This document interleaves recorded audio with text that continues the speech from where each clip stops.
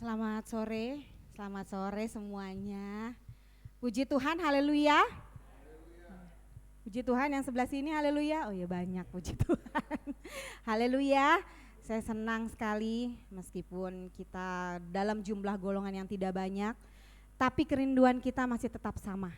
Kita mau memuji, menyembah Tuhan, beribadah kepada Tuhan, mendapatkan berkat yang luar biasa lewat ibadah kita sore hari ini. Amin. Amin, sama-sama kita siapkan hati kita lagi, pikiran kita satu-satunya untuk memberikan pujian yang terbaik buat Tuhan. Saudara, saya undang untuk bangkit berdiri, kita memulai ibadah kita.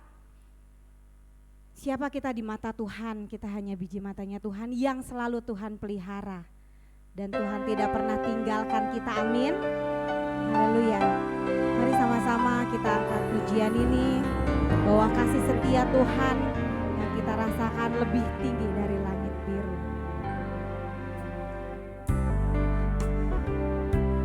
Haleluya. Kasih setiamu yang kurasakan lebih tinggi dari langit biru. Kebaikanmu yang telah kau lebih dalam dari berkat-Mu yang telah ku terima. Haleluya. Berkat-Mu yang telah ku terima. Terima kasih banyak Tuhan Yesus.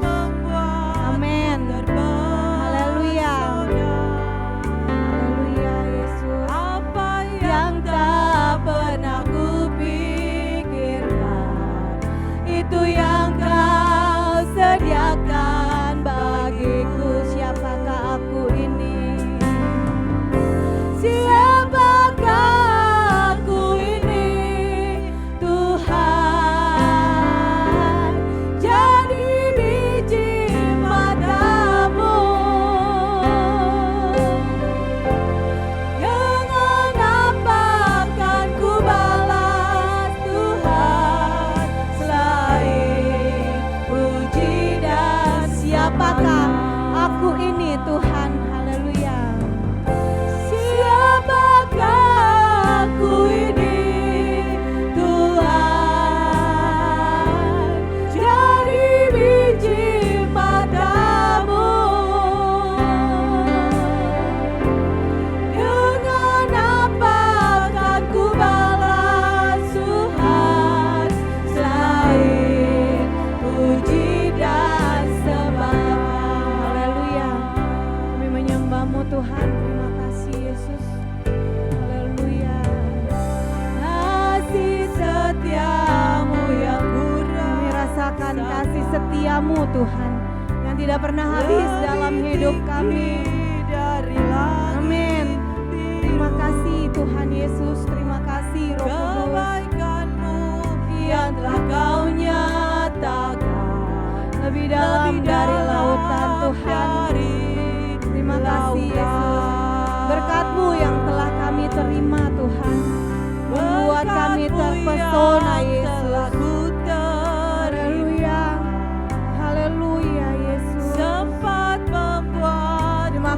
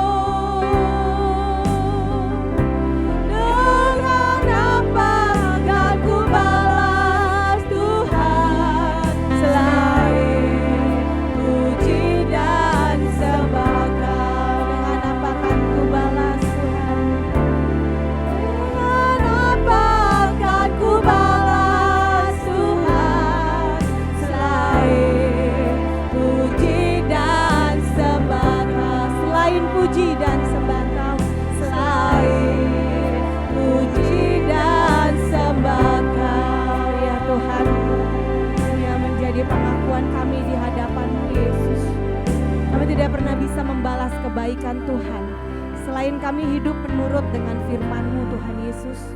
Oleh sebab itu Bapa, tolong berikan kami kemampuan untuk kami hidup di dalam Engkau Tuhan. Untuk kami Tuhan menjadi biji mata-Mu yang selalu Engkau pelihara, menjadi anak-anak Tuhan yang luar biasa membanggakan Engkau Tuhan.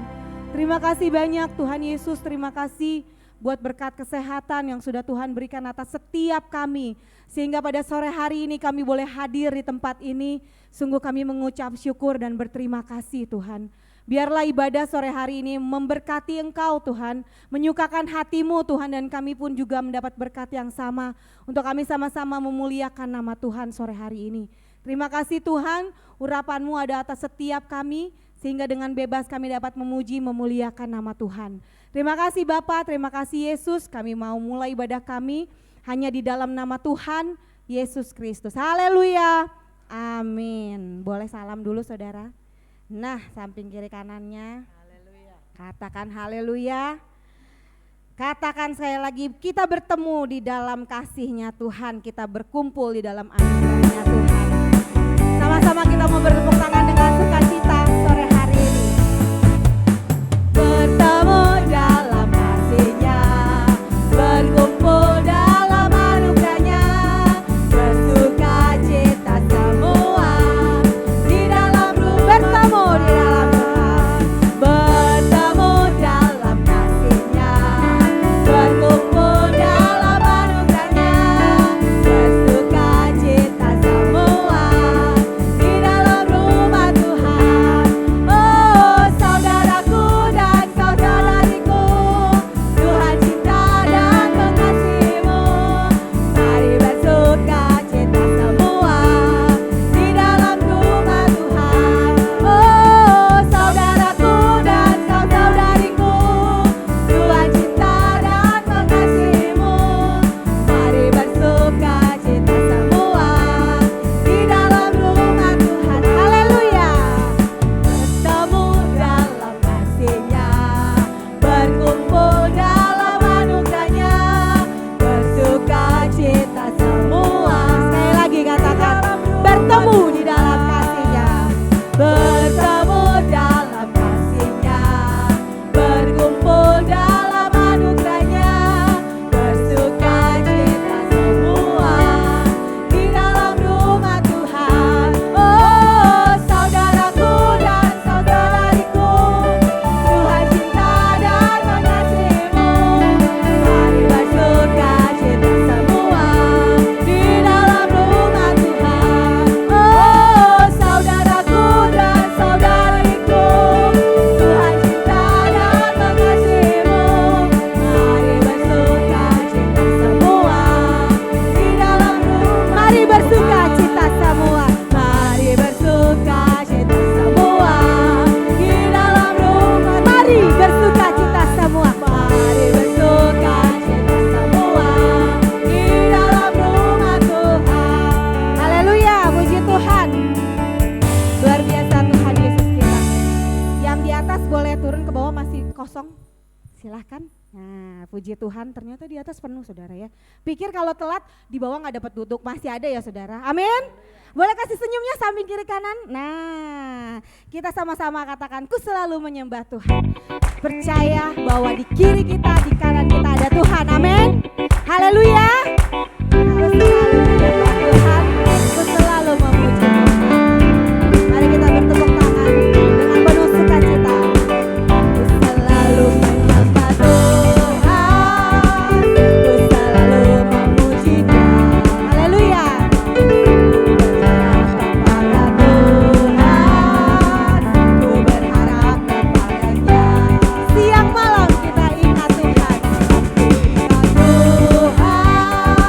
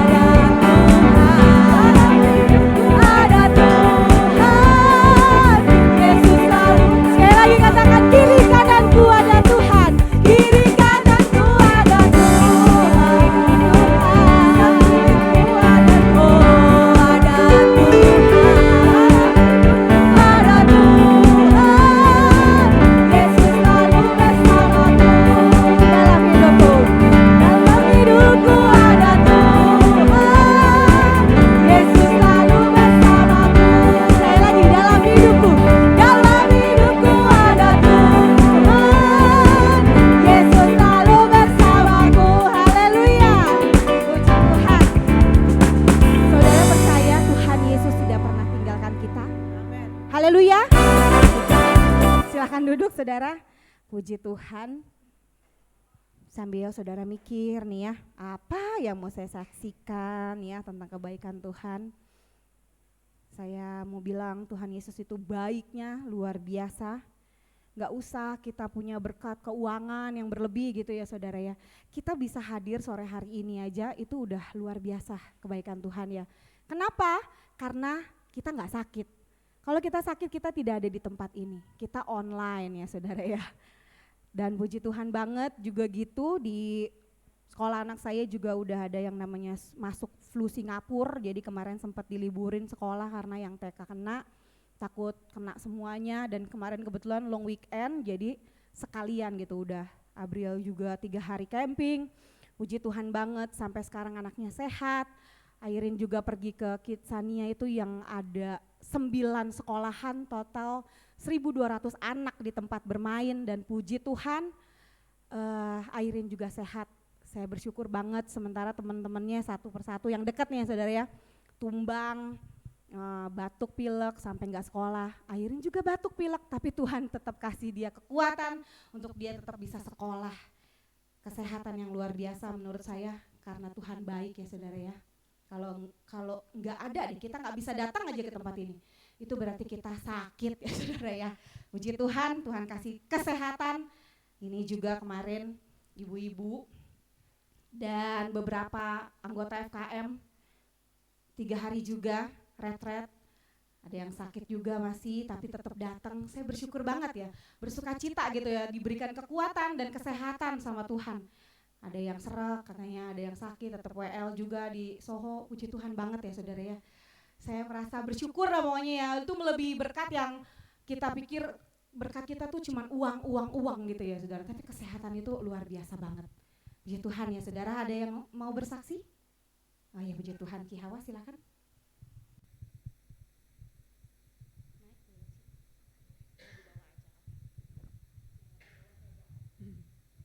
Puji Tuhan kalau pada sore hari ini saya dapat berbakti di tempat ini. Ini hanya kemurahan Tuhan saja. Tadi saya kan dari rumah terus saya mau naik busway ya. Naik busway tiba-tiba perut saya sakit, udah tanggung nih kalau mau pulang lagi bingung ya. Lalu saya udah naik busway, udah dapat busway, saya langsung naik, saya dapat duduk, saya langsung berdoa Tuhan Yesus tolong saya biar saya sampai di tempat ini dengan selamat, jangan sampai ada apa-apa di jalan kan kalau sakit perut. Saya sepanjang jalan saya berdoa terus Tuhan Yesus tolong saya, jangan permalukan saya. Puji Tuhan sampai sini nggak apa-apa, Tuhan telah sembuhkan, tidak terjadi apa-apa ya. Puji Tuhan ini hanya oleh kemurahan Tuhan saja. Puji Tuhan, haleluya saudara. Benar kan ya? Berkat kesehatan itu luar biasa ya saudara ya. Tuhan tahu, Tuhan peduli, dia pimpin sampai di tempat ini dengan selamat, tidak sampai kenapa-napa ya. Kalau udah sakit perut kan bawaannya bingung ya saudara. Satu-satunya biasanya kita cari toilet ya saudara ya. Tapi Tuhan sertai Cihawa sampai sini dengan selamat, bisa mengikuti ibadah sore hari ini berkat Tuhan. Ada lagi saudara? Jangan malu-malu. Kalau ditolong Tuhan sekecil apapun gak apa-apa saudara ya, saksikan. Jadi kita dapat berkat dari kesaksian itu. Ada? Nggak ada? Nggak ada, oke kalau nggak ada saudara boleh mempersiapkan persembahan saudara. Yakin dan percaya, sekali lagi saya selalu katakan bahwa apa yang kita berikan untuk Tuhan, kita tidak akan pernah berkekurangan. Nyanyikan lagu ini, biarpun gunung-gunung beranjak dan segala bukit bergoyang. Tapi kasih setia Tuhan, berkat Tuhan tidak pernah habis buat anak-anak yang berharap kepada Tuhan.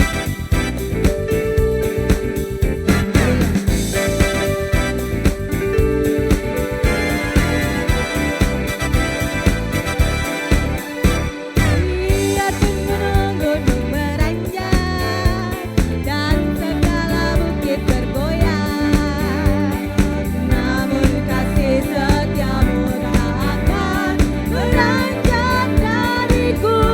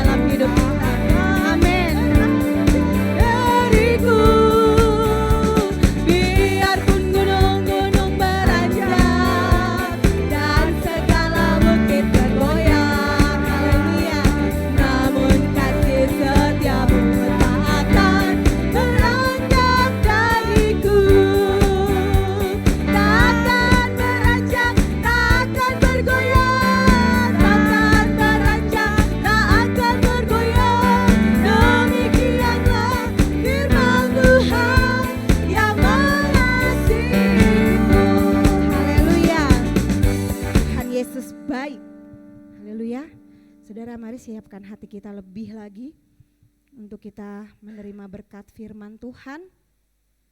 Jangan sampai firman Tuhan itu berlalu saja ya saudara, tapi biarlah firman Tuhan itu boleh terus tertanam di dalam hati dan pikiran kita sampai kita melakukan apa yang menjadi kehendak Tuhan. Firman-Mu berkata, besertaku, maka kuat roh dan jiwa kita. Terima kasih Tuhan Yesus. Terima kasih Roh Kudus. Firman-Mu berkata kau besertaku, Ya Tuhan Yesus. Terima kasih Yesus. kuat roh dan Amin, amin. Haleluya. tangan-Mu Tuhan selalu ku nantikan, di setiap langkahku percaya. Firman-Mu berkata, Firman-Mu berkata kau besertaku,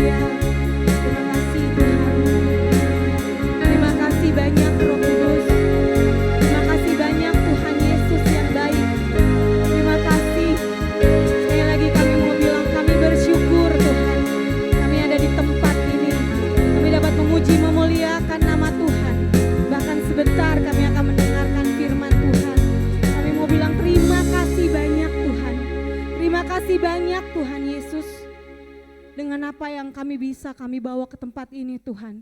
Mungkin dengan tubuh kami yang lelah, mungkin kami dalam sakit penyakit yang tidak terlalu parah, kami tetap hadir di sini. Sungguh kami mau bilang Kau Allah yang luar biasa buat kami Tuhan. Terima kasih Tuhan Yesus, terima kasih. Biarlah kedatangan kami di tempat ini tidak akan berlalu dengan sia-sia. Tapi kami akan menerima berkat firman Tuhan yang luar biasa. Yang sudah Tuhan persiapkan bagi setiap anak-anak Tuhan yang rindu mendengarkan firman Tuhan. Dan buat kami untuk menjadi pelaku-pelaku daripada firman-Mu Tuhan. Bentuk kami seturut kehendak-Mu Yesus. Lewat firman-Mu sore hari ini. Kami percaya yang lemah dikuatkan Tuhan. Kami yang masih dalam sakit penyakit disembuhkan Tuhan. Kami yang masih dalam berkekurangan, kami percaya Tuhan sediakan kecukupan buat kami Tuhan. Terima kasih Tuhan, terima kasih. Kami nantikan firman-Mu mengurapi hamba-Mu. Biar kiranya Tuhan hamba-Mu boleh Tuhan membawakan firman Tuhan yang berasal dari Engkau. Dan urapan yang sama juga tercurah atas setiap kami yang mendengarkan Tuhan. Terima kasih Tuhan, kami mau duduk diam mendengarkan firman Tuhan dengan penuh ucapan syukur hanya di dalam nama Tuhan Yesus Kristus kita yang siap berkata amin. Silakan duduk.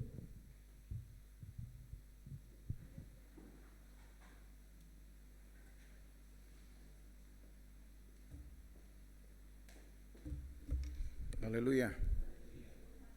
Haleluya. Puji Tuhan. Haleluya, puji Tuhan.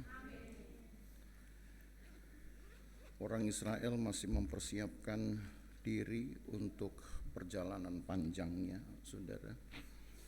Karena setelah 3 bulan, paling panjang 3 bulan ya, mereka menjalani etape pertama. Kalau saya pakai istilah itu etape pertama, orang Israel ini kan belum tahu apapun tentang Tuhan, tentang kebenaran, belum tahu. Mereka bangsa yang sudah terlampau lelah dengan rutinitasnya. Dan apakah yang mereka lakukan itu dalam satu pemahaman bahwa mereka melakukannya untuk Tuhan, saya pun tidak bisa memastikan. Mungkin mereka tidak berbuat itu untuk Tuhan. Karena kan ada ayat di dalam Alkitab. Kalau memang kita ingin melakukan sesuatu untuk Tuhan, maka kita bisa melakukannya, saudara, melalui pekerjaan kita.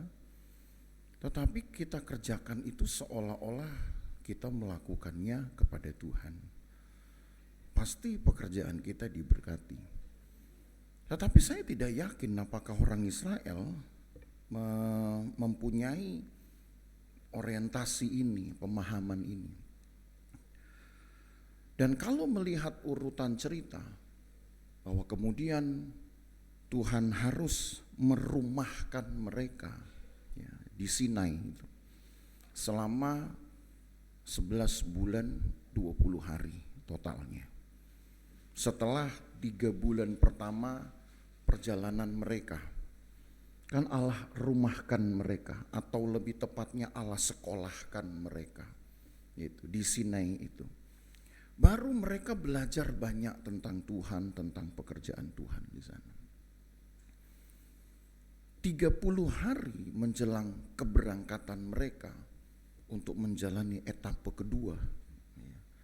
Etapa kedua ini jauh lebih sulit dan jauh lebih panjang, saudara. Karena berarti mereka akan menghabiskan sisa dari waktu perjalanan mereka. Kalau dihitung dari total yang kemudian mereka harus tempuh ya. Kita akan tahu bahwa orang Israel butuh 40 tahun untuk sampai ke tanah perjanjian. Walau seharusnya perjalanan itu tidak perlu terlampau lama, tidak perlu selama itu. Mungkin hanya dalam waktu 2 minggu seharusnya mereka sudah sampai.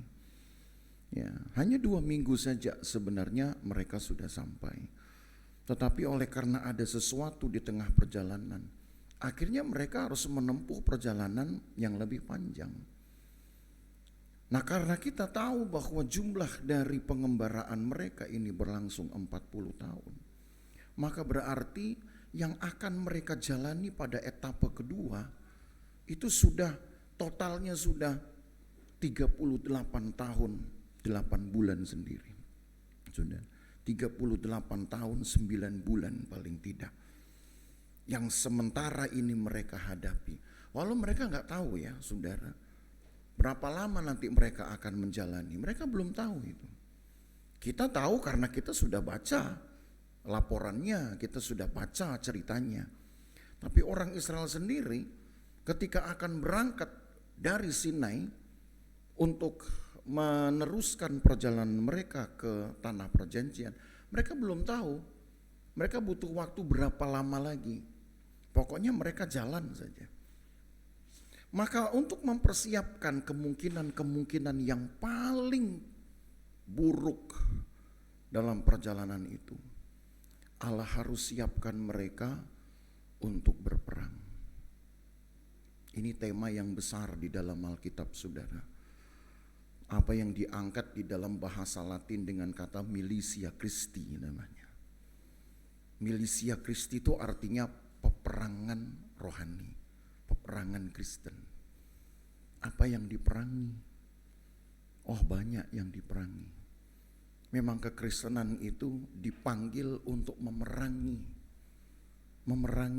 kedagingan, memerangi hawa nafsu, bukan memerangi dunia, bukan memerangi lingkungan, bukan memerangi teman-teman, bukan. Memerangi kedagingan dan hawa nafsu. Hanya sayangnya kedagingan dan hawa nafsu ini ada di dalam dunia, menyatu dengan keduniawian. Sehingga kita harus pintar untuk membedakan mana teman, mana lawan. Karena dunia ini adalah teman kita, saudara. Tetapi yang menjadi lawan kita adalah keduniawian. Kita dipanggil dari dunia dan hidup tetap di dalam dunia. Kita harus berteman dengan dunia ini. Tetapi yang dimusuhi keduniawian. Kita harus berteman bahkan dengan orang-orang yang tidak percaya kepada Tuhan. Bukan berarti kekristenan membuat jarak. Bukan berarti kekristenan itu memilih-milih teman. Tetapi yang harus diperangi di saat yang sama kita berperang, di saat yang sama kita bersahabat, berteman dengan orang-orang dunia ini, yang kita perangi adalah kemunafikan mereka. Yang kita perangi adalah dosa mereka, supaya jangan kehidupan dosa mereka kita pakai, kita kenakan. Jadi di dunia yang sama kita harus pintar untuk memilih siapa teman, siapa lawan. Gitu. Dunia ini teman, tetapi keduniawian lawan kita. Orang-orang yang tidak percaya kepada Tuhan harus menjadi teman, karena itu adalah ladang kesaksian gereja. Kalau tidak ada orang-orang dunia, gereja mau bersaksi kepada siapa, saudara? Tapi apa yang diperangi? Yang diperangi adalah pikiran-pikiran sesat, hati yang sesat. Nah, itu yang diperangi. Tapi orang-orang ini harus kita temani, karena merekalah tempat dari kesaksian kita berikan. Nah, itu sebabnya di dalam tema militia Kristi atau peperangan Kristen, Allah mengajari umat Tuhan ini untuk tahu bagaimana caranya menjaga properti yang paling utama, saudara, dari hidup mereka. Apa yang disebut dengan milik Tuhan. Jaga itu dulu supaya saudara tahu apa yang mesti saudara miliki, apa yang saudara pertahankan, dan apa yang harus saudara lepas, saudara buang, saudara perangi, saudara binasakan. Itu mesti tahu dulu. Jadi kalaupun kita ada di dalam dunia yang sama, artinya sama dengan aktivitas kekristenan, tapi satu sisi juga itu adalah penderitaan atau adalah duri yang bisa menyebabkan kesusahan bagi kita. Kita nggak stres sendiri. tidak marah kepada Tuhan, lalu berdoa, Tuhan pindahkan saya ajalah ke tempat yang aman. Di mana sih di dunia ini tempat yang aman, saudara? Ya. Pernah saudara dapat tempat yang aman di dunia ini? Kan tidak ada. Ada orang yang pengen untuk membeli planet, saudara, selain bumi, karena pikirnya planet yang baru itu belum ada manusia pasti aman. Ya silakan saja kalau punya duit. Tapi saya pun kalau punya duit rasanya sayang beli planet, saudara ya. Kan enak beli coklat, es krim, belinya planet. Beli yang lain kayak beli tas, beli sepatu, beli baju, beli kendaraan, beli apa aja lah. Tapi ada orang yang mungkin sudah kelebihan uang, planet dia beli karena dia ingin hidupnya tenang. Ya nggak nemu orang tenang sih, saudara. Tapi apakah saudara memang bisa hidup tanpa orang lain juga? Wah, kita udah lebih stres, jangan-jangan bangun pagi nggak nemu orang, sepanjang hari nggak nemu orang, mau tidur nggak nemu orang. Ayo, pernah nggak nyoba gitu, saudara? Bangun pagi nggak nemu orang, tiba-tiba seluruh tangki ini kosong. Saudara takut sendiri kan pasti. Wah, ada apa ini? Jangan-jangan ada kiamat kali, saya tertinggal. Stres lu, saudara. Allah siapkan manusia, Allah siapkan orang Israel untuk sebuah perjalanan yang lebih berat dari hanya sekedar ogah-ogahannya mereka, dari sekedar malas-malasnya mereka. Dan itu sebabnya mulai pasal yang pertama kemarin, pasal yang kedua, Allah atur dengan cara mencatat. Jadi saya bayangkan ketika orang Israel ini tiba dari perjalanan etapa pertama dari Mesir menuju ke Sinai, maka mereka sampai di Sinai itu mungkin asal saja mendirikan kemah. Pokoknya buat mereka taruh tenda aja sesuka mereka, karena memang itu mereka belum diatur apapun. Tapi setelah periode pengaturan barisan, pengaturan kemah, saudara, maka saya bisa bayangkan 30 hari itu hiruk pikuk mereka. Karena mereka mesti pindahin tenda ke tempat yang sudah Allah tentukan.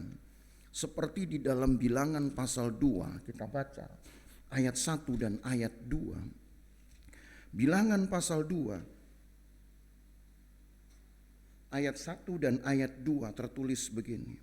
Tuhan berfirman kepada Musa dan Harun, orang Israel harus berkemah masing-masing dekat panji-panjinya. Menurut lambang suku-sukunya, mereka harus berkemah di sekeliling kemah pertemuan agak jauh daripadanya. Agak jauh, saudara. Jadi mereka itu harus berkemah berkeliling atau mengelilingi kemah pertemuan. Yang tidak lain itu adalah kemah Musa atau tabernakel, ya, yang sudah kita baca aturannya, cara buatnya di kitab Keluaran.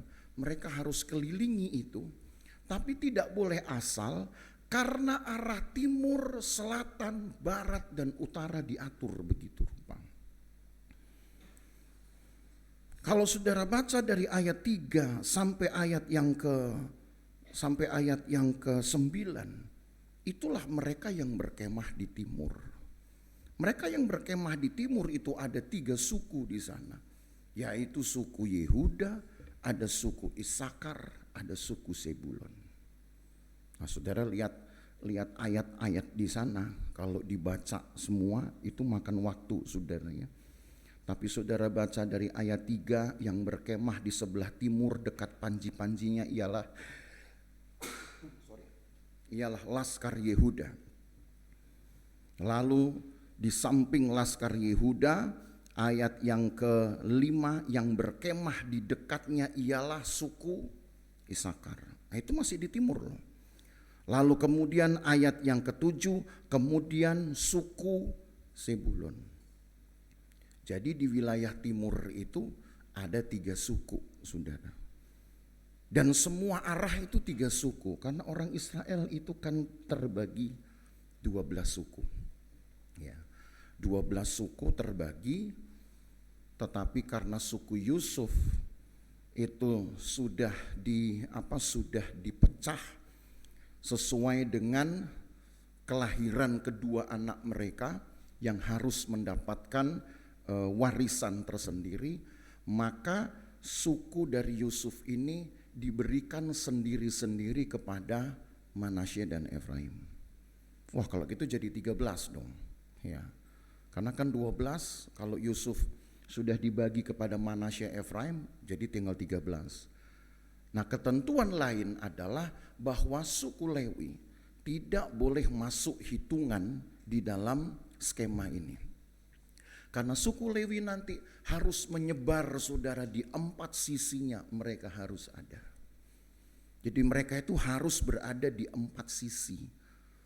Artinya di timur ada, di selatan ada, di barat ada, di utara ada. Saya kasih gambar kepada saudara paling tidak supaya saudara membayangkan kayak apa sih kemahnya orang Israel itu, saudaranya. Kemah itu jangan saudara bayangkan satu arah itu cuman satu tenda. Ini satu suku yang jumlahnya itu puluhan ribu. Untuk suku Yehuda yang paling banyak saja jumlahnya itu ada 74.600 orang. Yang laki-laki usia 20 tahun ke atas. Berarti kan saudara pikir bahwa ini tidak mungkin satu kemah, saudara. Ya. Artinya udah banyak kemah gitu. Nah, kemah-kemah itu diatur begitu rupa sampai kepada panji-panjinya. Nah, kalau saudara kemudian membaca ayat-ayat ini, pasal ini memang hanya akan mengisahkan 4 arah mata angin yang menjadi tempat perkemahan orang Israel. Timur, selatan, barat, utara. Timur itu isinya suku Yehuda, Zebulon, Isakar. Lalu kemudian apa yang mau diambil dari sana? Timur itu arah menghadap Tuhan. Coba kasih lihat gambar. Di gambar itu saudara tahu, kalau saudara lihat pintu timur itu memang menghadap arah matahari. Ini saya ambil di Google, saudara. Pintu timur itu yang paling depan. Yang saudara lihat paling berbeda sendiri warnanya, warna layarnya. Yang ada bangunan paling belakang, bangunan yang ada asapnya itu, asap atau sinar saya nggak tahu deh itu ya, atau senter lah itu. Itu yang disebut dengan ruang suci dan ruang maha suci. Di balik itu yang disebut dengan pintu barat. Jadi pintu timur ini dengan kemah suci dan kemah maha suci itu masih cukup jauh. Kenapa? Karena di situ kan orang Israel harus mempersembahkan korban. Jadi harus ada ruang yang cukup besar, saudara, untuk menampung jumlah dari kepala-kepala suku dan imam-imam yang akan memberikan korban. Baru nanti prosesinya masuk ke ruangan tertutup itu, yang saudara kenal dengan ruang suci dan ruang maha suci. Nah, pintu timur yang mana? Pintu timur adalah pintu gerbang, itu sebutnya pintu timur. Tidak ada pintu yang lain, saudara ya. Di sisi selatan, di sisi utara, di sisi barat pun tidak ada pintu. Pintu itu cuma satu, lalu menghadap memang ke timur. Apa yang ada di timur? Yang ada di timur itu adalah arah matahari terbit. Mengapa harus begitu? Karena memang di dalam Alkitab arah matahari terbit itu melambangkan datangnya Tuhan, arah datangnya Tuhan. Itu makanya ada beberapa kepercayaan-kepercayaan yang mengharuskan kiblat-kiblat itu datang dari arah sana. Tapi kan kita tidak perlu, saudara ya. Tidak usah juga harus berdoa mengharap arah matahari. Nanti silau, kan gitu. Makanya Tuhan bilang udah masuk aja ke dalam kamar. Di kamar pun gak perlulah saudara kemudian nanti tentukan mana arah timur. Belum berdoa aja nyari kompas susah banget, saudara ya. Nanti harus itu dihafalin, nggak usah. Tetapi di dalam Alkitab ya memang arah datangnya Tuhan itu disebut arah timur. Nah, kalau saudara bayangkan timur dengan barat satu garis, lalu kemudian selatan dengan utara juga satu garis menyilang, maka arah timur dengan arah barat itu garis lurus yang menunjukkan kepada arah datangnya pekerjaan Tuhan. Sementara garis menyilangnya, kalau disebut seandainya saudara bandingkan bayangkan aja huruf huruf tanda plus begitu. Maka arah selatan dan arah utara itu menunjukkan arah dari respon manusia. Jadi ada bagian dalam pekerjaan Allah, ada bagian dari manusia. Kalau saudara ingin Tuhan bekerja, maka dua bagian ini harus terpenuhi sama-sama. Allah bekerja, mungkin memang kita katakan rasanya sudah pasti dominan pekerjaan Allah, betul. Tapi Allah bekerja itu selalu melibatkan manusia. Kalau Allah bekerja tanpa manusia, Allah tidak perlu repot-repot untuk membangun gereja. Allah tidak perlu repot-repot untuk memanggil bangsa Israel mendirikan kemah. Allah nggak perlu repot-repot untuk kemudian memanggil satu raja mensponsori pendirian bait Allah.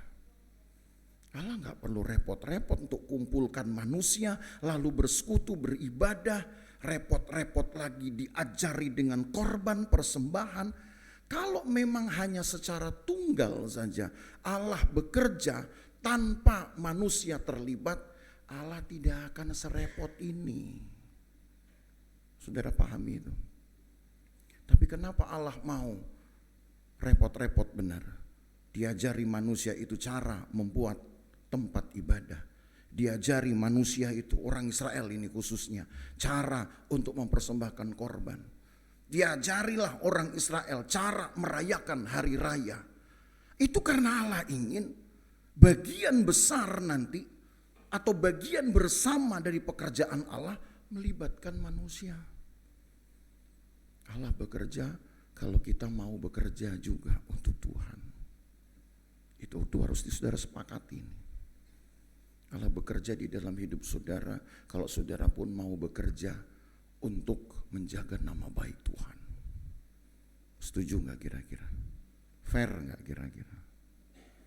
Jangan cuma nuntut Tuhan, kerja dong, kasih dong saya lebih banyak dari yang lain. Kita gak bisa buat banyak untuk orang lain.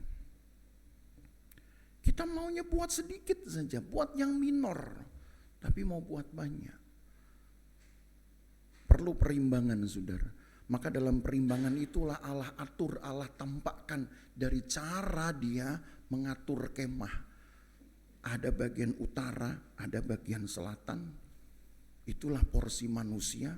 Dan yang herannya nanti, yang akan berkemah di situ pun mewakili integritas dan konsistensi manusia. Sementara yang harus berkemah di timur dan di barat itu pun mewakili pribadi Allah dan pekerjaan Allah. Nah, kalau kita lanjut saudara ke slide berikutnya.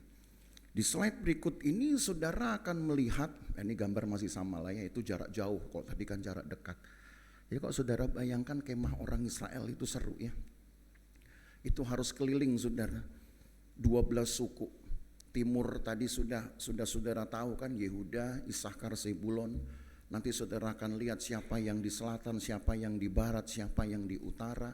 Di mana suku Lewi harus mengisi 4 arah mata angin. Maka kemah yang paling depan itu saudara, kalau di sini nggak kelihatan, kalau di gambar tadi yang lebih nah itu dia. Tenda-tenda yang paling depan itulah semua tenda-tenda orang Lewi. Orang Lewi harus tinggal di 4 arah mata angin dan yang harus paling depan berada di kemah. Itu tugas orang Lewi karena dia yang harus pertama berhadapan dengan kemah, bongkar pasang, prosesi, liturgi, itu semua Lewi. Orang Israel yang lain gak boleh. Jadi orang Lewi memang harus membagi diri di 4 arah mata angin. Nah makanya karena dengan keluarnya Lewi dari barisan dari skema ini, Kan kekurangan satu, saudara, otomatis tidak lagi 12 menjadi 11. Nah, untuk menutup 12, maka Yusuf kemudian dipecah gitu ya, dibagi kepada Manasye dan Efraim. Nah, kalau saudara lihat pembagiannya, itu slide yang berikutnya ini. Pembagiannya ini yang tadi saya katakan akan mengungkapkan apa yang sebenarnya ada di hati Allah. Timur barat, ya. Kan ini satu garis lurus. Yang di timur ada Yehuda, Isakar, Zebulon. Yang di barat ada Efraim, Manasye dan Benyamin. Mengapa diatur begitu rupa? Karena Tuhan mengatur ini berdasarkan panji-panjinya. Pertanyaannya, dari mana sih kita dapat panji-panji ini? Yehuda itu singa. Makanya ada lagu, dialah singa dari Yehuda. Itu ada loh asalnya, saudara. Tapi sayangnya selama ini kita cuma tahu singa itu Yehuda, suku lain kita masih buta. Padahal Isakar itu panjinya keledai. Jadi kalau dibuat apa namanya itu ya, panji itu apa sih? Bendera.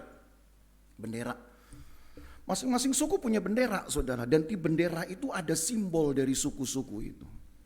Simbolnya Isakar itu keledai. Simbolnya Zebulon kapal. Simbolnya Efraim banteng. Simbolnya Manasye lembu. Simbolnya Benyamin serigala. Ternyata enggak semua simbol harus binatang, saudara ya. Jadi saudara pikir kenapa yang Zebulon kok enggak binatang? Simbol tidak harus binatang. Mungkin saudara bertanya, dari mana dapat simbol ini? Mengherankan sekali, saudara. Jauh sebelum orang Israel ini bertambah banyak. Ketika anak-anak Israel ini, anak-anak Yakub ini, sebutlah masih berkeluarga inti sedikit. Yakub itu pernah berdoa untuk tiap-tiap anak. Dan di dalam doa Yakub itu disebutkanlah simbol-simbol ini. Ya, kalau saudara nggak percaya, kita ke Kejadian pasal 29 ya. Kejadian pasal 29. Itu sebabnya mengapa orang Israel pada akhirnya menetapkan satu kalimat atau satu dalil dari doa Yakub ini kemudian dijadikan lambang panji atau simbol panji. Kejadian 49. Kejadian pasal 49. Nah, kalau saudara lihat di sini, ya, ini kan kita harus potong-potong berarti ya. Karena yang disusun oleh Yakub, yang diurut oleh Yakub berdasarkan urutan kelahiran. Yang pertama, Ruben. Ya. Ruben disebut dengan ayat 4. Engkau yang membual sebagai air, tidak lagi engkau yang terutama, sebab engkau telah menaiki tempat tidur ayahmu. Waktu itu engkau telah melanggar kesuciannya. Makanya di dalam komunitas sekarang, Ruben itu diberi simbol air. Atau ada alternatif simbol lain kedua yang dipakai oleh Ruben, bukan air, tetapi air yang di dalamnya ada satu tumbuhan yang dikenal di dalam dunia dunia Mesopotamia, namanya mandrake. Pernah tahu mandrake? Pernah lihat? Mandrake itu kayak bonsai, tetapi akarnya jauh lebih gede, saudara. Kalau dilihat itu dari jauh itu persis kayak orang-orang kayak kontur tubuhnya manusia. Persis kan? Saudara pernah nonton Harry Potter? Nggak pernah. Harry Potter itu pernah mengangkat binatang ini sebagai binatang yang bisa menangis, sebagai binatang yang punya obat mujarab dalam dunia sihir. Makanya muncullah kemudian beberapa anggapan mandrake itu berhubungan dengan sihir. Enggak, sebetulnya. Ini juga sebenarnya bisa menjadi semacam pengobatan herbal. Tapi sayangnya memang tidak gampang mencari ini. Nah, Ruben itu oleh karena disebut di ayat 3, masih di Kejadian 49 ya, kekuatan, permulaan, kegagahan, yang terutama dalam keluhuran, yang terutama dalam kesanggupan, maka dia anggap Ruben ini mempunyai prinsip dapat menjadi manfaat bagi banyak orang. Jadi seperti yang Yakub katakan, Ruben itu air yang membual atau juga sesuatu yang bisa mendatangkan manfaat. Maka dipakailah simbol itu. Lalu yang kedua, kita urut saudara ya. Jadi ini bukan asal. Simeon dan Lewi bersenjata. Senjata mereka ialah alat kekerasan.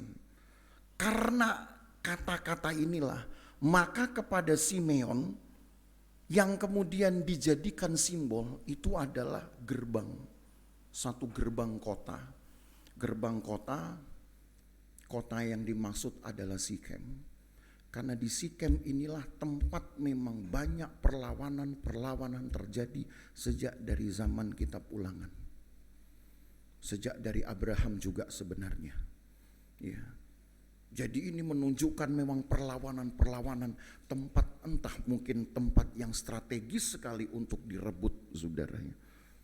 Jadi karena Simeon dan Lewi bersaudara, senjata mereka kekerasan, maka simbol itu pun diciptakan sebagai simbol dari satu kota yang selalu penuh pergolakan dari zaman Abraham sampai kepada zaman Daud pun masih penuh pergolakan. Tetapi khusus untuk Lewi ada catatan sendiri, gitu. Dan kalau saudara baca seterusnya, janganlah kiranya jiwaku turut dalam permufakatan mereka. Ini orang yang doyan perang. Saudara, doyan sekali perang. Tapi memang rata-rata suku Israel ini doyan perang. Ada yang satu yang bukan cuman doyan, yang bahkan berani mati, rela mati. Itu namanya Zebulon. Sekali perang itu dia pokoknya taruhannya nyawa. Dia yang mati atau orang yang mati. Jadi suku Israel ini ngeri-ngeri ya saudara. Kalau saudara lihat. Tapi kan kita gak mau bahas itu. Hanya mau lihat aja tanda-tanda yang Yakub katakan. Ayat 9. Yehuda adalah seperti singa. Kalau yang sudah jelas kata-katanya muncul langsung dipakai. Oh, Yehuda itu memang adalah singa. Lalu apa lagi? Sebulon ayat 13 ya. Sebulon akan diam di tepi pantai laut. Ia akan menjadi pangkalan kapal. Makanya kapal. Gitu. Jadi kapal itu orang Sebulon saudara ya. Yang kerja di kapal ya. Berani mati banget ini. Karena Sebulon itu kalau saudara baca di dalam Alkitab, satu-satunya suku yang paling nekat dari semua. Semua suku suka doyan perang. Simeon doyan perang, Naftali doyan perang, Isakar doyan perang. Tapi tidak ada yang mungkin yang seberani Sebulon. Yang Alkitab katakan di dalam Ulangan pasal 33, taruhannya nyawa. Perang itu harus tumpahkan nyawa. Kalau tidak nyawanya sendiri berarti nyawa orang lain, nyawa musuhnya. Tapi ya memang Tuhan karuniakanlah kepada mereka.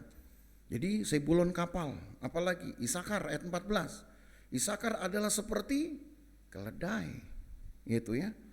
Dan seterusnya lah saudara. Kalau mau dibacanya habis waktu kita. Hanya gara-gara mau baca ini. Jadi yang disebut dengan panji-panji itu ternyata adalah ucapan-ucapan Yakub sendiri untuk anak-anaknya. Yang tidak lain akan menggambarkan watak dari anak-anak Israel dan cara Allah akan pakai mereka untuk memberkati mereka. Saya katakan saudara ya, camkan baik-baik. Allah itu tahu tiap-tiap orang itu punya wataknya masing-masing. Tapi watak-watak itu tidak perlu langsung harus dihakimi seolah-olah watak yang satu tidak lebih rohani dengan watak yang lain. Tiap-tiap watak itu Allah pakai saudara. 12 watak di sini. Ini yang baru kita baca, baru 6 suku di wilayah timur dan barat. Singa, keledai, kapal, banteng, lembu, serigala. Kalau wilayah selatan utara, coba geser ke wilayah selatan utara. Tuh saudara akan ketemu tadi Ruben ya, kita sudah bahas. Simeon sudah kita bahas, gerbang Sikem. Gad, camp militer. Kalau saudara googling saudara akan ketemu.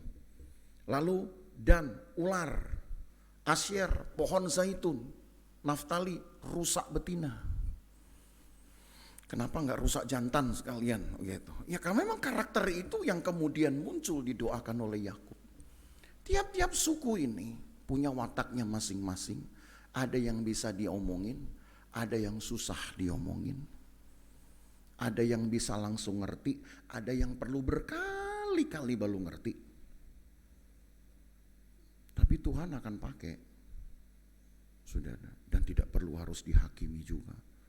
Seolah-olah ini kamu gak akan dipakai Tuhan, yang ini akan dipakai. Kenapa? Lebih banyak diem, kamu lasak, misalkan gitu. Emang lasak gak dipakai Tuhan, saudara? Emang kalau diem udah pasti yang jagoan punya. Ada yang diem itu juga menghancurkan. Seluruh watak Tuhan akan pakai, karena Tuhan toh yang tahu cara melihat hati orang dan kecenderungan hati orang. Tapi kalau begitu yang diubahkan itu apa dong? Apakah watak harus dirubah? Karakteristik harus dirubah? Yang dirubah itu adalah pembawaannya, saudara. Yang dirubah itu hatinya. Ada orang yang keras, tapi tahu kapan dia menggunakan kerasnya. Ada mungkin orang yang sepertinya orang yang acuh tak acuh. Tapi sebenarnya orang ini pun tahu apa yang harus dibuatnya. Tapi ada orang yang gampang ngangguk. Gampang ngangguk. Ini ya, iya. Begini, iya. Tapi gak bikin apa-apa. Itu di dalam perjanjian baru nanti saudara akan lihat contoh yang Yesus sendiri khotbahkan dalam perumpamaan tentang anak yang hamba yang taat dengan hamba yang tidak taat. Itu ada perumpamaan. Yesus berkata begini, ada dua orang. Yang satu ini ketika dipanggil oleh majikannya, ini saya singgung saja ya. Kemudian diserahin tugas, maka dia berkata, saya tidak akan melakukannya. Saya tidak mau melakukannya. Kasih saja kepada hamba yang satunya. Kata ayat Alkitab begitu. Tapi baru saja dia pergi, maka dia mengerjakan apapun yang disuruh oleh tuannya. Tapi ngomongnya, saya gak mau. Yesus bilang, tapi ada satu lagi. Hamba yang kemudian disuruh oleh majikannya untuk bikin ini, itu. Dia bilang, ya siap, oke. Tapi begitu dia pergi, maka tidak ada apapun yang dikerjakannya. Saudara mau pilih yang mana? Soal watak. Ayo mari kita melayani, siap. Siap, tapi gak pernah bikin. Ada orang yang kelihatannya acuh tak acuh, lihat aja nanti. Lihat aja nanti, malah dia yang bikinnya paling banyak. Saudara. Hati orang ini kan lain-lain.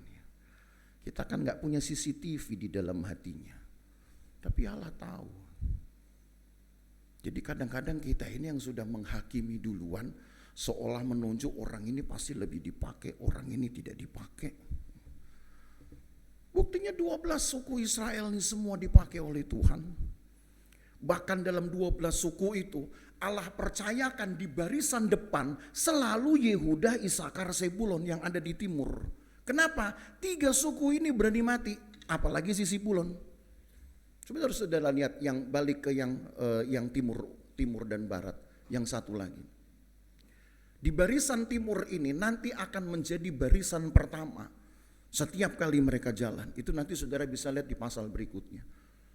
Jadi di dalam penomoran barisan, nomor barisan disesuaikan dengan perkemahan mereka. Jadi ketika nanti Tuhan berkata, ayo kita jalan, kemasilah tabernakel, kemasilah tendamu. Maka ketika mereka berkemas, saudara, pengaturannya begini. Di barisan pertama pasti Yehuda, di barisan kedua pasti Zebulon, Isakar, di barisan ketiga Zebulon. Lalu kemudian di barisan yang keempat itu yang di selatan, yaitu suku selatan, suku Ruben. baru kemudian Simeon, baru kemudian Gad. Setelah Gad, baru orang Lewi. Orang Lewi, karena orang Lewi harus pikul, tabernakel dan segala macam. Mereka ada di barisan ketujuh. Setelah barisan ketujuh, maka barisan ke-8-nya itu ke kelompok yang tinggal di sebelah barat. Siapa di sebelah barat? Kelompok Efraim, Manasye, Benyamin. Baru kemudian itu 8, 9, 10. Lalu 11, 12, 13 adalah kelompok utara, yaitu Dan, Asyer, Naftali. Jadi yang paling buncit pasti Naftali. Dan orang Israel kalau berjalan aturannya nomor barisan tidak boleh dilewati. Jadi orang Israel itu jalan di padang gurun tertib, kalau saudara mau tahu. Khususnya dalam perjalanan etapa kedua, 38 tahun 8 bulan itu, mereka itu gak ada yang balapan. Gak ada. Woi cepet woi, gak ada. Saudara. Kenapa? Barisannya udah diatur. Lu mau cepet mau lambat, pokoknya barisan kedua mesti di belakang barisan satu.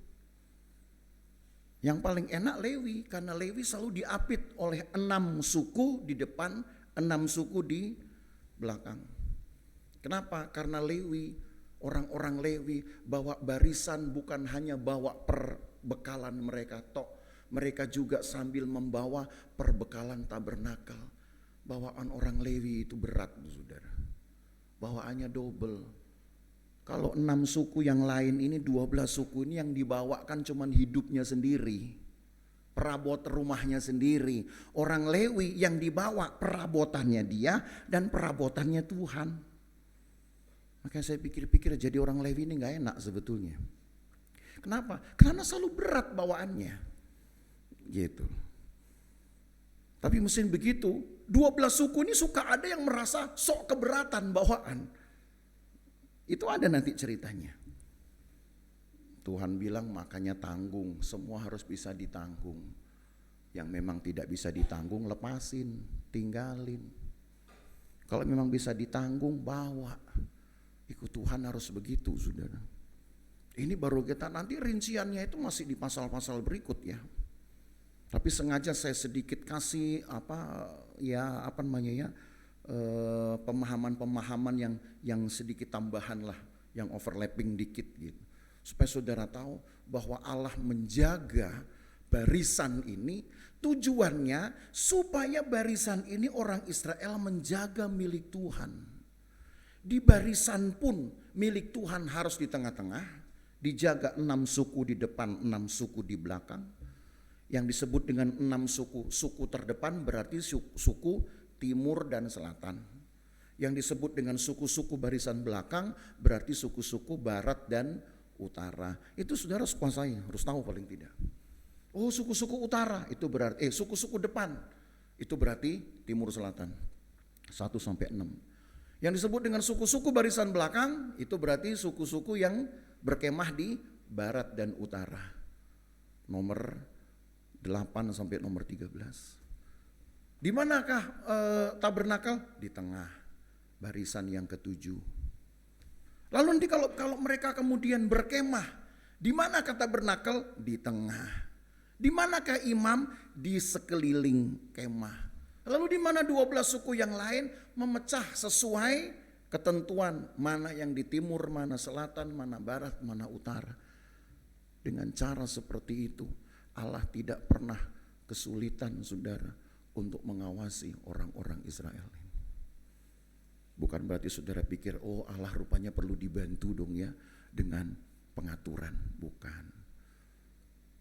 Supaya ketika Allah bekerja, maka orang-orang yang memang sudah teratur kerjanya, itu punya ukuran, oh ya Tuhan saya memang layak diberkati, saya layak terima berkat. Kenapa? Karena hidup saya udah bisa diatur. Jadi memang menjaga milik Tuhan itu tandanya kita harus rela diatur. Maka jangan benci ketika kita diatur, saudara. Jangan benci kalau kemudian seseorang harus diatur. Seolah-olah siapa lu siapa saya. Bukan begitu. Toh semua orang pasti akan diatur. Yang paling tinggi pun, imam besar pun, itu pun hidupnya penuh dengan aturan. Diatur. Kan saudara sudah belajar itu dari Imamat pasal 8, 9 dan 10. Itu kan semua konsumsi imam besar. Diatur. Pakai baju aja harus 6 lapis. Kan saudara belajar itu. Pakai baju 6 lapis. Saya cuma 3 lapis. Kaos dalam, baju sama jas. Kalau pakai imam lagi, mesti ada rompinya, ada jubahnya. Saya pikir nih lama-lama pundak ini turun lama-lama saudara, keberatan di baju gitu kalau imam. Cuman kok imam-imam di sana kok kekar-kekar aja. Ini satu saat kalau saudara ke Israel, lihat imam-imam di sana itu rata-rata gede-gede, rata-rata gemuk-gemuk. Saya heran, ini jadi imam setelah gemuk atau gara-gara imam jadi gemuk gitu. Saya nggak tahu deh itu ya, karena saya kan nggak tinggal di sana gitu. Tapi rata-rata besar-besar tuh, kekar-kekar saudara. Bukan kayak orang Indonesia yang gemuknya itu udah gemuk dengan banyak macam lah. Ada gemuk persoalan hidup, ada gemuk penyakit, diabetes segala macam. Udah susah sendiri hidupnya. Gagah masih. Nantilah saudara ya, berdoalah siapa tahu saudara diberkati kita bisa ke Israel, retreat begitu. Ya, ke Israel. Loh, sekali-sekali tidak apa-apa supaya saudara tahu, oh begini toh tanahnya, tanah dari umat Tuhan. Apa yang Tuhan sudah jaga-jaga sejak dari zaman Abraham. Tidak apa-apa sekali-sekali. Berdoa saja, pasti kalau Tuhan kehendaki pasti akan terwujud. Yang penting setia saja. Nah itu yang saya katakan bahwa ketika orang Israel sudah dikondisikan seperti ini, maka saudara lihat dari cara Tuhan mengatur, sinkron dengan doa-doa Yakub, maka kemah-kemah ini membentuk semacam prinsip hidup. Itu yang saya katakan. Coba perhatikan ya, kalau saudara perhatikan dari kembali di timur, saudara lihat apa yang kemudian terkandung dalam karakteristik tiap suku. Sebab waktu anak-anak Yakub ini dilahirkan, kan ada pengertian-pengertian yang kemudian diucapkan oleh ibu mereka masing-masing. Nah, saya sudah tulis di situ sebenarnya. Kalau untuk yang timur misalkan, Yehuda. Ketika Yehuda lahir, maka yang terucap dari mulut ibunya, siapa nama ibunya? Lea. Ibunya berkata, maka aku memuji-muji Tuhan. Pujian. Lalu kemudian didoakan oleh bapaknya, engkau ada seperti anak singa. Jadi ibunya berdoa, bapaknya berdoa, muncullah karakter ini. Saudara tahu yang pertama di dalam menjaga milik Tuhan, barisan pertama harus punya sifat garang seperti singa, tapi suka memuji. Suka memuji Tuhan, tapi garang. Ya enggak apa-apa tuh, sudah. Kalau ada anak-anak Tuhan misalkan yang memang punya sifat seperti itu, jangan kemudian kita hakimi dan jangan didoakan. Usir roh garang. Enggak salah, saya pikir roh garang. Nanti kalau sudah usir roh garang, kemudian hinggaplah roh lemah lembut, jadi lain. Hai, gitu. Selamat pagi, kan jadi lain saudara. Kan enggak enak gitu ngelihatnya. Biarin aja, yang garang ya garang. Tapi yang penting bagaimana yang garang ini suka memuji Tuhan. Kalau perlu memuji Tuhan dengan lebih garang. Bukan cuman girang. Ya. Artinya suka, antusias memuji Tuhan. Ini yang terdepan. Saya rasa saya tidak perlu jelaskan secara menyeluruh. Tapi dari urutan ini, saudara bisa bayangkan ketika Allah menghendaki miliknya harus dijaga, dia pastikan bahwa orang-orang yang menjaga baik 6 baris di depan, baik 6 baris di belakang harus orang-orang yang punya karakter khusus. Baik ketika nanti mereka berkemah, siapa yang di timur, siapa yang di barat, siapa yang di selatan, siapa yang di utara adalah kumpulan dari karakteristik khusus. Yang garang, digabung dengan yang kemudian mendapatkan imbalan, digabung dengan orang yang mempunyai jiwa menetap. Gak mau kemana-mana. Saya hanya mau ikut Tuhan. Ikut Tuhan pun hanya di tempat di mana saya dilahir barukan. Ikut Tuhan pun di mana saya bertumbuh di sana. Gak pengen kemana-mana. Wah enak bener nih ya. Allah pastikan, Allah jamin. Ini berarti kan Tuhan kan kemudian memikirkan seperti kita mikir, oh sudah aman. Kalau orang-orang ini kan gak perlu nanti pusing lagi cari mana yang lebih baik, mana yang lebih dapat memberikan manfaat lebih besar. Ada gak gereja yang bisa kasih saya 2 kali lebih banyak sembakonya, apalagi kasih saya 2 kali lebih banyak misalkan. Ya lain cerita, lain hal lah. Toh orang-orang ini Tuhan kasih imbalan loh saudara. Yang cakap memuji Tuhan aja Tuhan kasih imbalan. Tuhan gak pernah berutang. Saudara memuji Tuhan, Tuhan kasih imbalan. Saudara melayani Tuhan, Tuhan kasih imbalan. Tapi kalau kita berkata oke, siap, beres, tapi saudara gak bikin sesuatu, dapat imbalan juga sih. Tapi imbalannya tentu hal yang gak baik. Nah tinggal kita mau pilih yang mana. Karakteristik ini saudara sudah mewakili sebenarnya harapan Tuhan. Ketika ada orang-orang yang mau menjaga miliknya, yaitu tempat hadirnya Tuhan, maka Tuhan pastikan segala kepenuhan Allah akan diterima. Di barisan kedua ada orang-orang yang tinggal di kita ke selatan. Ini saya bikin urutan ini bukan urutan dari nomornya, tapi urutan dari urutan dari 2 pihak tadi ya. Di selatan, siapa yang di selatan? Yang di selatan Ruben. Orang yang kemudian diperhatikan atau memperhatikan, orang yang mendengar, orang yang mujur.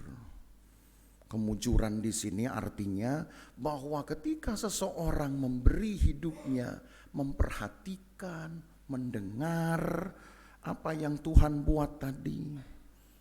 Kan Tuhan sudah masuk datang ini.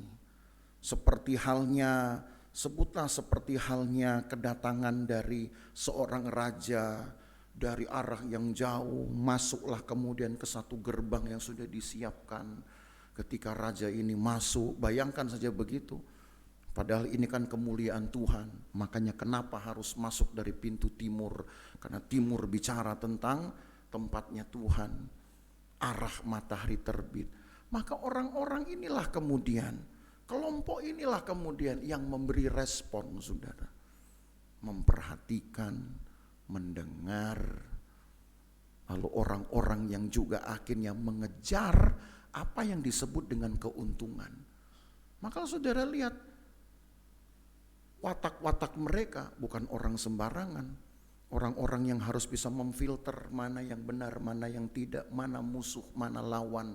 Mereka harus menjadi gerbang, mereka harus menjadi seperti camp militer. Saudara yang harus bisa menyisihkan mana yang berkenan kepada Tuhan, mana yang tidak. Karena ketika Allah datang, Dia pasti akan datang untuk berbuat sesuatu. Maka jangan sampai saudara, kita yang membuat pekerjaan Allah ini batal karena kita gak bisa seperti itu dia.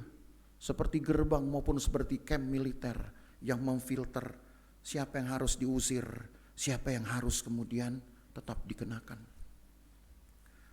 Kalau ketika Allah datang berarti Allah ingin semua baru. Hati baru, perkataan baru, pikiran baru. Makanya pernah kan saya singgung di dalam satu perumpamaan juga. Dalam satu pesta yang diadakan oleh pemilik pesta. Pemilik pesta sudah bilang, undang semua orang-orang di pasar. Apa? Memang orang pasar. Memang orang pasar. Bukan pembesar yang diundang. Orang-orang pasar. Tapi ketika ada satu orang datang masih pakai baju pasar, apa yang pemimpin pesta bilang? Pulang, kau tidak layak ikut pesta. Orang bingung, kan katanya yang diundang orang-orang pasar. Iya, ganti baju dong. Masa ganti baju aja susah, saudara. Memang orangnya pasar, tapi jangan baju pasarnya mesti dikasih lihat. Itu maksudnya. Allah tetap bersahabat dengan dunia ini, makanya Allah datang di dalam dunia ini. Allah bersahabat dengan umatnya, walaupun umatnya ada yang menyakitinya. Allah bersabar dengan itu. Tapi tetap yang namanya sifat keduniawian, sifat yang tetap ingin memelihara dosa, sifat-sifat yang justru yang tidak dikehendaki Tuhan, jangan tetap dipakai. Harus sesuatu yang baru. Kita ini kan ibarat orang pasar, saudara.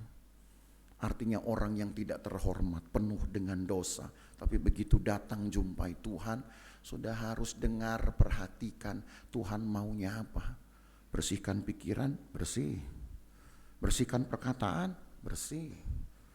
Bersihkan jiwa, hati, bersih. Jangan disimpan lagi yang bawa-bawa pasar. Janganlah saudara bilang, Tuhan kan saya orang pasar. Memang orang pasar gak bisa ganti baju. Memang orang pasar gak bisa membuat dirinya menjadi baik. Apalagi mau ketemu Tuhan. Prinsip itu saja tetap ada di dalam perjanjian baru. Hanya saya belum perdalam ke situ. Tapi pernah saya singgungkan. Yesus pernah berkhotbah dari perumpamaan itu. Maka dari sini polanya. Apa yang disebut dengan milik Tuhan tidak lain adalah tabernakel. Itu milik Tuhan.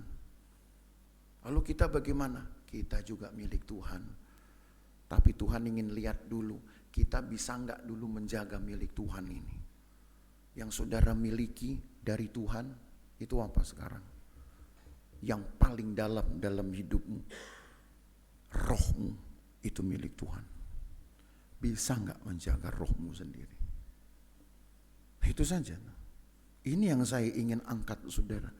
Dengan tema menjaga milik Tuhan. Tadinya hidup manusia secara utuh itu datang dari Tuhan sendiri. Diciptakan menurut gambar dan rupa Allah. Tapi karena dosa, Alkitab berkata maka hilanglah kemuliaan Allah itu. Tapi manusia masih punya roh yang menyediakan persekutuan dengan Tuhan. Yang selalu rindu. Makanya bahasa-bahasa Mazmur berkata, mengapa engkau gelisah wahai jiwaku? Mengapa engkau gundah gulana? Apa yang engkau susahkan? Cobalah tanya dalam hatimu, maka akan ada kerinduan seperti rusa yang merindukan sungai yang berair. Tempat yang berair. Makanya saudara, di dalam hati kecil ini Allah untungnya tidak angkat roh kita.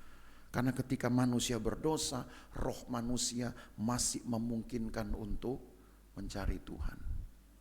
Pernahkah saudara jaga rohmu? Apakah yang saudara jaga sekarang?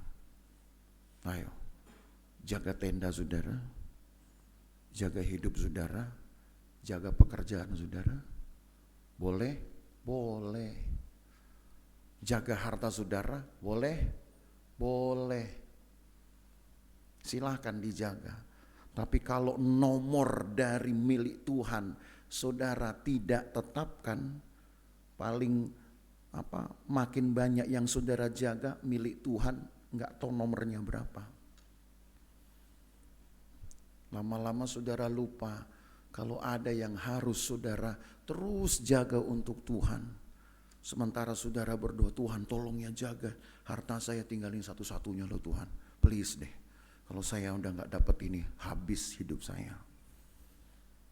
Mungkin Tuhan ketawa di surga. You minta saya jagain semua barang-barang kamu. Kamu berdoa minta saya jagain semua yang kamu punya.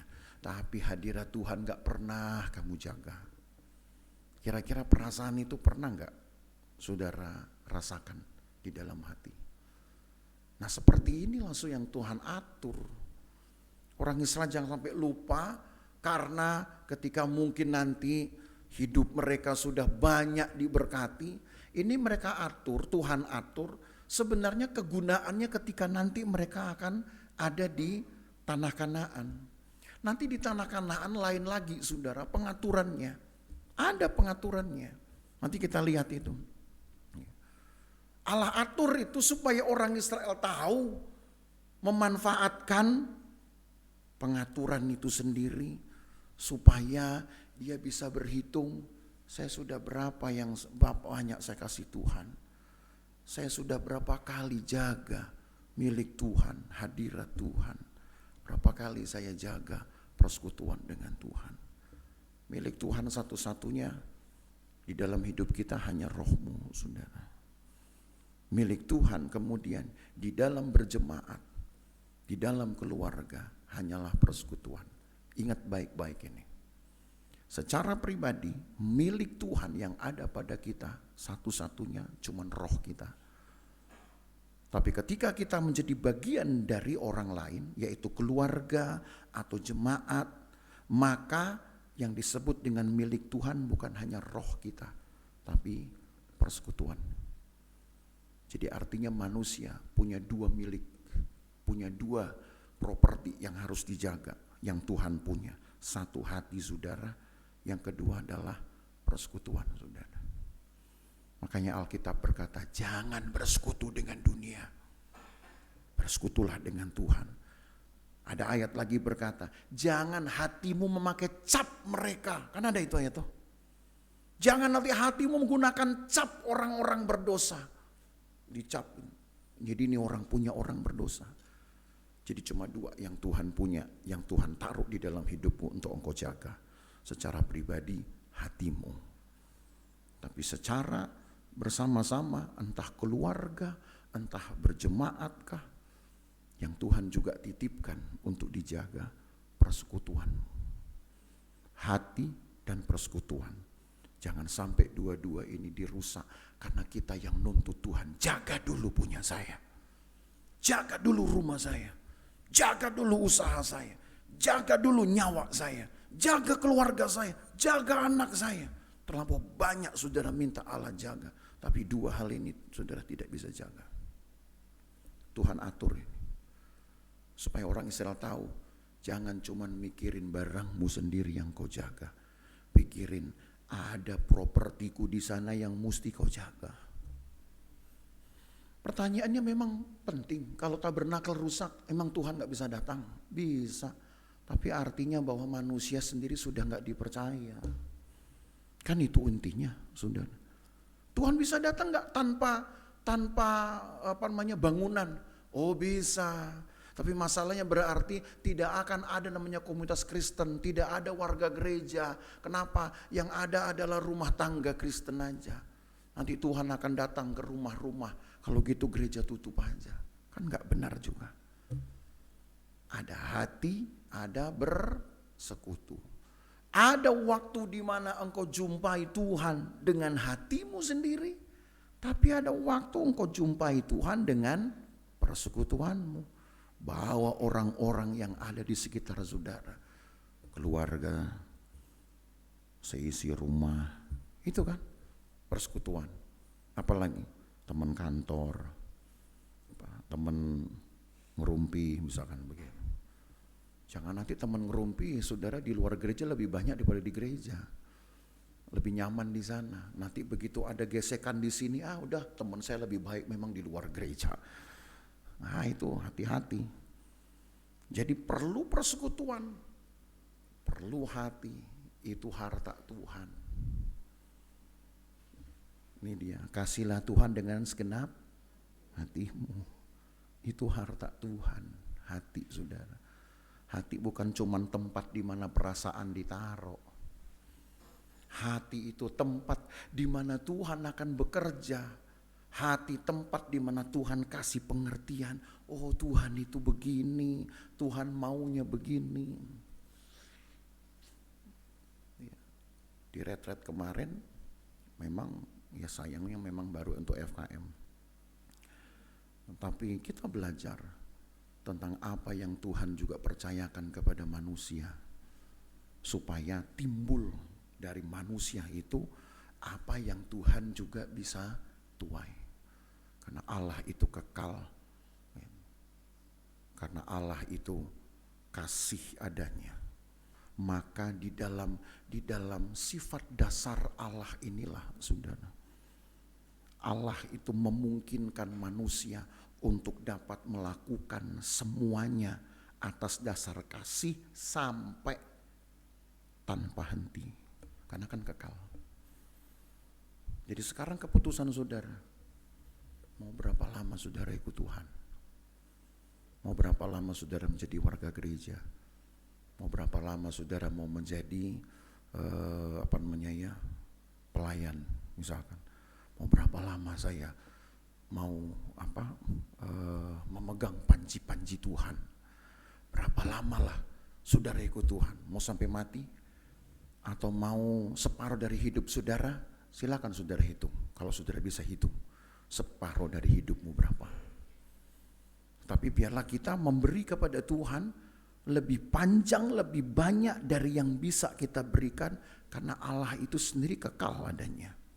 Di dalam kekekalan itu dia menegakkan perjanjiannya, di dalam kekekalan itu dia menunggu semua yang disebut dengan nilai hidup manusia, prestasi hidup manusia, ibadah manusia, sampai kapan? Sampai manusia menutup usianya. Dan Allah tidak pernah berhenti, sebab Allah itu kekal. Itu yang kita pelajari kemarin. Maka bagian inilah sekarang yang sudah sebutlah yang sudah dimodali ke orang Israel. Saya datang, ini bait Tuhan, ini tabernakel ini akan terus ada loh dengan orang Israel, saudara. Nanti tabernakel ini baru akan berhenti menjadi peribadatan mereka ketika mereka masuk ke Kanaan. Nanti bait Allah itu, tabut perjanjian akan ditaruh di tempat yang namanya Mispa, di kota Mispa. Disitulah orang Israel beribadah. Memang tidak lagi tabernakel, tapi yang jelas, saudara, Allah punya media supaya manusia bisa bersekutu. Di padang gurun ada tabernakel, di tanah perjanjian ada Mispa. Zaman raja-raja ada bait Allah. Zaman pembuangan ada sinagog atau rumah ibadat. Di zaman Yesus, Yesus bilang, datanglah kepadaku hai engkau yang letih lesu. Semua zaman, semua periode Allah tunjukkan bahwa dia punya properti yang harus dijaga. Dan propertinya itu adalah persekutuan, kehadirannya sendiri. Jaga saudara, supaya saudara tahu apakah saudara sudah bisa menjaganya, saudara tertibkan hidup. Pasti saudara bisa merasa, oh ternyata saya belum bikin apa-apa ya. Ternyata saya belum berbuat apa-apa ini. Karena untuk ngurusi diri kita aja kita terlampau sibuk, saudara. Minta waktu, minta hikmat kepada Tuhan. Supaya pelan-pelan apa yang kita baca dari pasal 2 ini secara menyeluruh. Saudara lihat nih, dalam pengisahan ini. Kemah timur bicara tentang Allah, arah menghadap Tuhan. Sampai kepada kemah barat, itulah hasil pekerjaan Tuhan. Vertikal, dari timur ke barat. Tetapi untuk warga, untuk orang percaya, warga gereja, harus ada kesediaan, ada konsistensi. Di balik itu pasti Tuhan kasih upah, saudara. Ada bagian Tuhan dari sejak ia datang Allah akan genapkan pekerjaannya. Saya yakin saudara, di gereja ini pasti Tuhan akan tinggalkan pekerjaan Tuhan. Tetapi kalau diri kita sendiri tidak bisa menyediakan persekutuan, seperti halnya tema pada kelompok kemah selatan dan kemah utara. Saudara hanya punya kesediaan, Tuhan saya bersedia menjadi pengikutmu walaupun ada hak kewajiban. Nanti kita bicara itu saudara ya. Hak kewajiban, maka jangan sampai panas dulu kupingnya. Kalau sudah bicara hak kewajiban itu kadang-kadang udah mulai kuping panas dan kemudian pantat pun ikut panas biasanya. Karena anak Tuhan punya hak kewajiban. Karena itulah namanya kesediaan. Lalu kemudian ada konsistensi.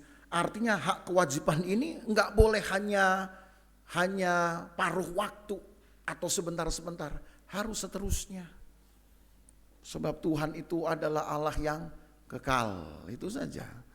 Sekali dia berkata, aku menyertai, aku memberkati, maka Daud sendiri bilang bahwa orang yang akan diberkati oleh Tuhan akan diberkati selama-lamanya. Senang gak saudara? Diberkati selama-lamanya itu janji Tuhan. Cuman kitanya sendiri mau berapa lama untuk menjaga milik Tuhan. Itu kan ikut menentukan. Allah memberkati umatnya sampai selama-lamanya, itu jelas kata Daud. Tetapi sekarang kata saudara sendiri, berapa lama saudara mau menjaga dulu milik Tuhan? Nah itu tergantung dari tema-tema ini. Ya. Baca lagi nanti di rumah saudara. Ya. Nanti saya bagi ini supaya saudara tahu, saudara belajar. Supaya saudara tahu nih arah timur, arah barat. Nanti saudara bisa bayangkan itu. Begitu saudara lihat, oh iya ya, timur nih karakternya begini, saya harus punya dulu. Mungkin saya kekurangan waktu untuk menjelaskan itu. Tapi kalau nanti materi ini saya kasih sama saudara, saudara baca-baca, saudara lihat sekali, 2 kali, lama-lama saudara ngerti. Nggak ngerti saudara berdoa. Berdoa belum ngerti, tanya saya. Masih belum ngerti juga, kelewatan saya bilang. Masa iya sih saudara baca berulang kali nggak ngerti-ngerti juga gitu ya. Pasti ngerti lah. Tuhan kan tahu kerinduan kita. Tapi yang jelas jaga milik Tuhan. Mau? Apa milik Tuhan? Hati dan persekutuan. Saudara kan punya hati, di dalam hati itu ada ajakan. Hati itu punya ajakan, kayak anak kecil nih. Anak kecil kalau sudah kehilangan duit, gitu, pasti dia akan bersalah sekali. Gitu. Lalu dia pasti ngaku sama bapaknya. Gitu. Duitnya jatuh, anak kecil. Kalau orang besar, duit dipakai nggak ngaku. Kenapa? Kan udah gede. Kemudian, makanya Alkitab bilang, jadilah seperti anak kecil. Saking polosnya itu ngaku. Kalau orang gede, nggak polos lagi saudara ya. Begitu habis uang orang dipakai, diam-diam. Nunggu kapan? Nunggu kalau nanti diusut, kalau nggak dipermasalahkan, puji Tuhan. Tuhan tuh baik sekali gitu ya. Sehingga Tuhan tidak singkapkan. Lalu apa lagi? Ketagihan. Lama-lama bikin banyak kesalahan. Ya jadi betul ya Tuhan bilang, jadilah seperti anak kecil yang suka menjaga hati. Hati nggak seneng langsung bilang sama Tuhan. Ada yang tidak cocok, jujur dia, Tuhan minta ampun, saya sudah salah. Tapi kalau orang besar, dosa disembunyikan, fakta ditutup-tutup, saudara. Yang jelek-jelek itu malah justru diingkari. Enggak, saya nggak bikin begitu. Wah, kamu aja salah lihat. Gitu. Itu tandanya memang saudara sudah besar. Gitu. Sehingga bukan hanya hati yang besar, tapi kepala juga besar. Ya, Tuhan berkati saudaranya. Memang ikut Tuhan itu gampang-gampang susah. Tapi percayalah bahwa kalau Allah atur begini rupa, Allah hanya ingin satu jaminan saja. Tuhan itu jamin loh saudara, bahwa berkatnya akan sampai. Berkatnya akan sampai kepada saudara. Mari kita nyanyi satu pujian yang berkata, tak usah ku takut, Allah menjagaku. Sambil bangkit berdiri saudara.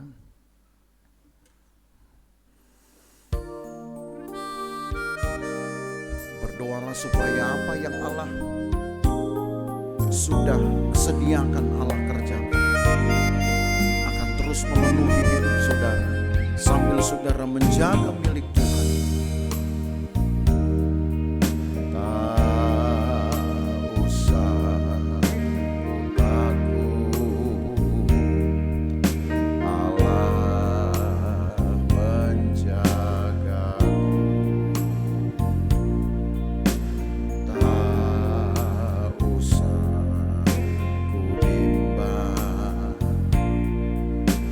Yesus pelihara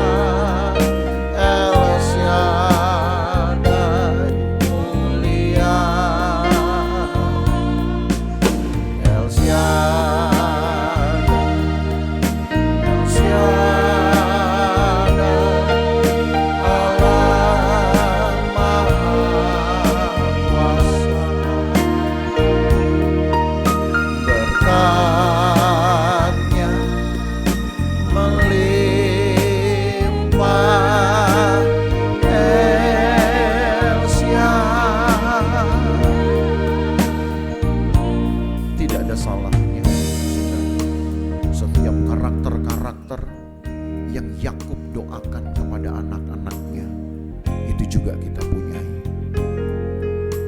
Mungkin saudara berkata, kok sulit sekali. Sementara Yakub berdoa hanya untuk orang per orang, satu karakter hanya untuk satu orang. Lalu mengapa kepada kita seolah ada semacam penugasan atau beban kita harus memiliki 12 karakter ini? Itu pilihan saudara, itu pilihan. Kekristenan tidak pernah mudah, Yesus sendiri yang mengucapkan itu. Malam menjelang Yesus ditangkap, Yesus berkata bahwa seorang hamba tidak akan lebih tinggi dari tuannya. Jikalau sang tuan mengalami banyak penderitaan selama dia melayani, maka hamba akan mendapatkan hal yang sama. Itu bukan perkataan yang menakut-nakuti, tapi bahwa memang kekristenan itu harus berperang. Karena melakukan kehendak Allah tidak pernah cocok dengan dunia, saudara. Melakukan kehendak Allah tidak pernah sama, tidak pernah cocok dengan keduniawian, maka harus diperangi. Cara kita memerangi itu dengan kita coba memiliki 12 karakter dari anak-anak Yakub ini. Ada waktu saudara harus mengenyangkan hidupmu dengan pujian.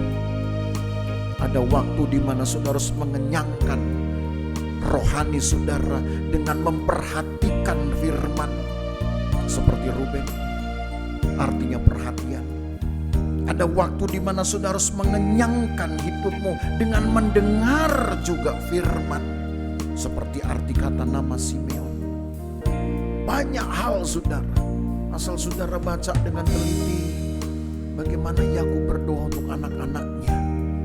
Di Kejadian 49, setiap kali saudara baca ayat-ayat itu, yang adalah harapan doa Yakub untuk anak-anaknya, saudara katakan di dalam hatimu, Tuhan, saya ingin memiliki karakter seperti ini.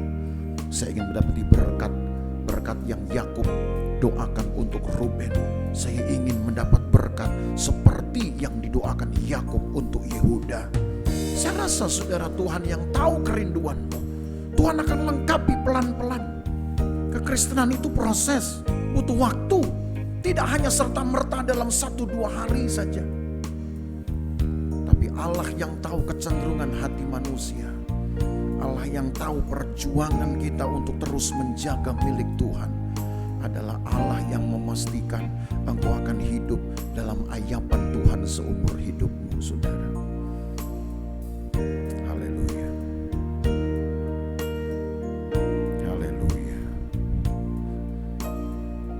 Haleluya. Haleluya.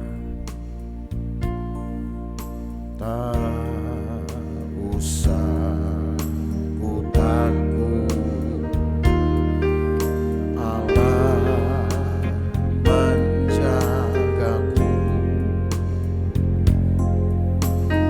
Tak usah ku bimbang, Yesus peliharaku. Tak usah ku susah, Roh Kudus hiburku. Tak usah ku cemas, Dia memberkatiku. El Shaddai, El Shaddai, Allah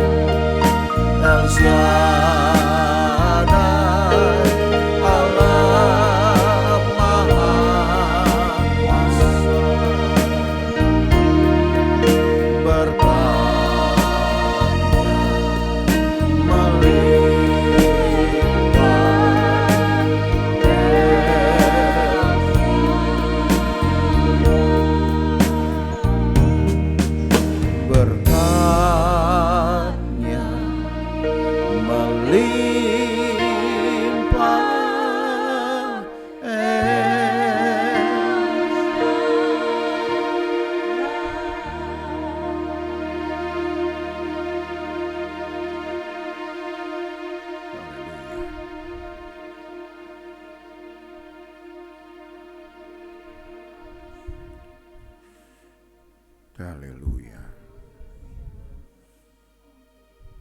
Siapakah kami Tuhan?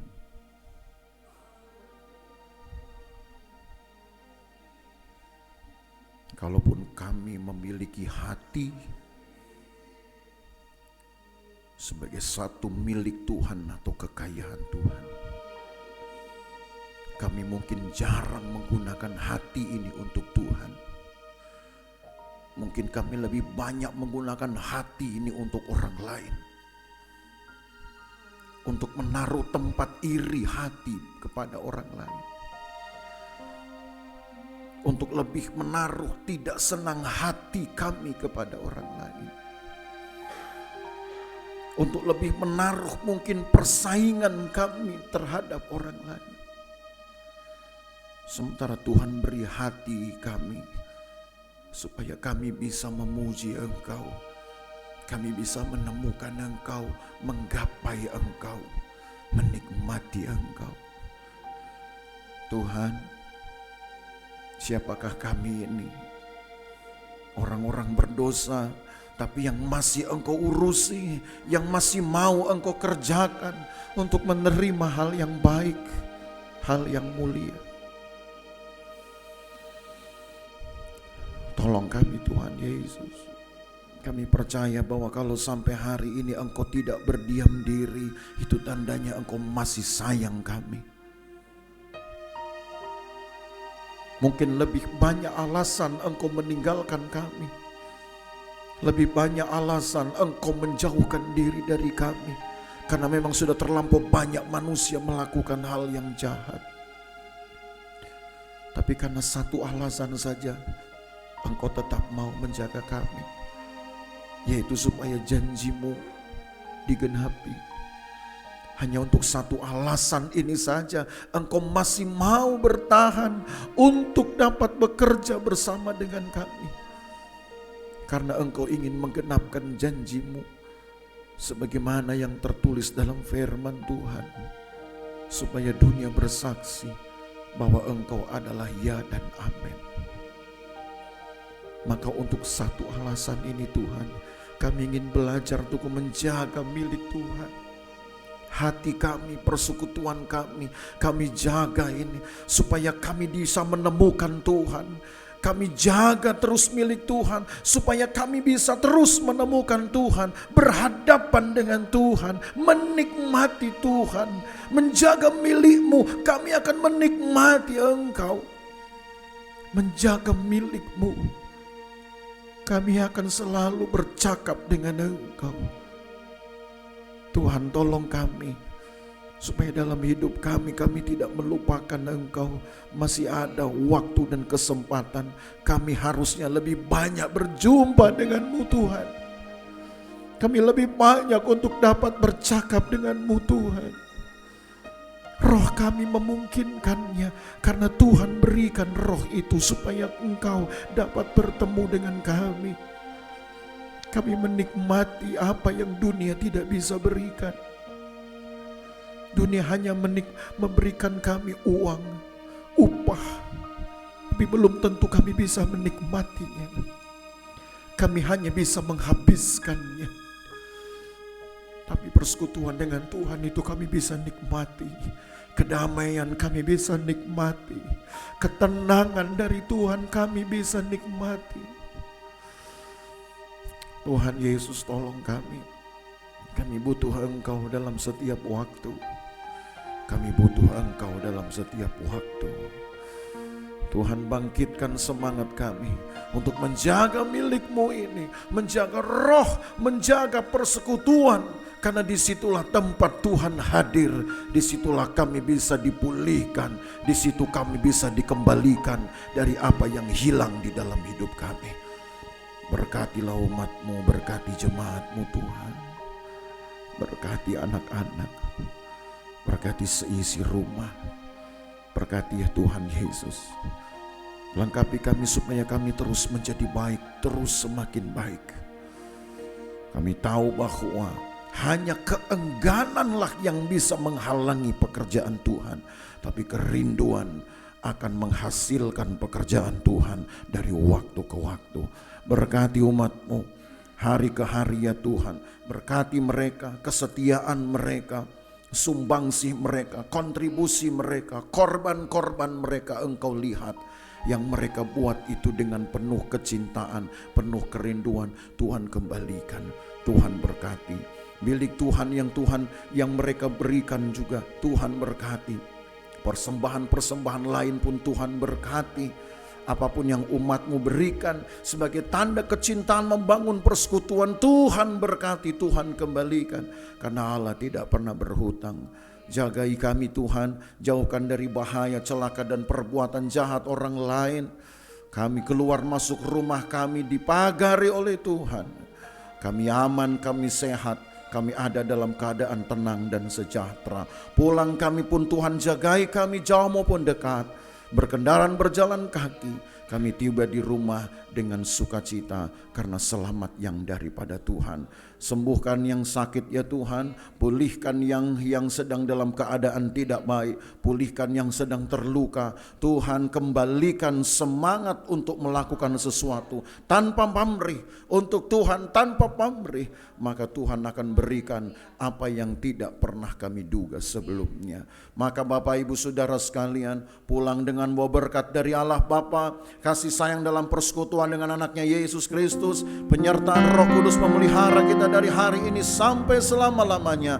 Dan berkat ini kita terima di dalam nama Tuhan Yesus Kristus. Segala kemuliaan hanya bagi Tuhan. Segala hormat pujian hanya bagi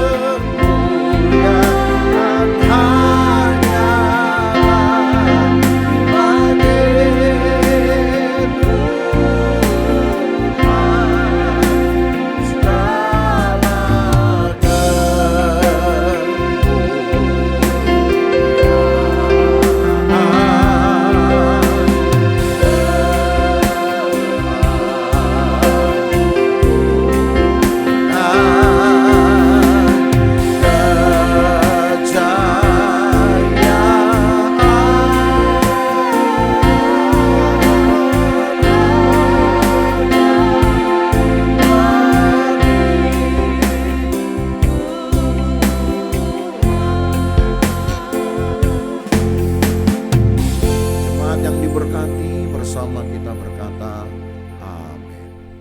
Selamat hari Minggu, Tuhan memberkati.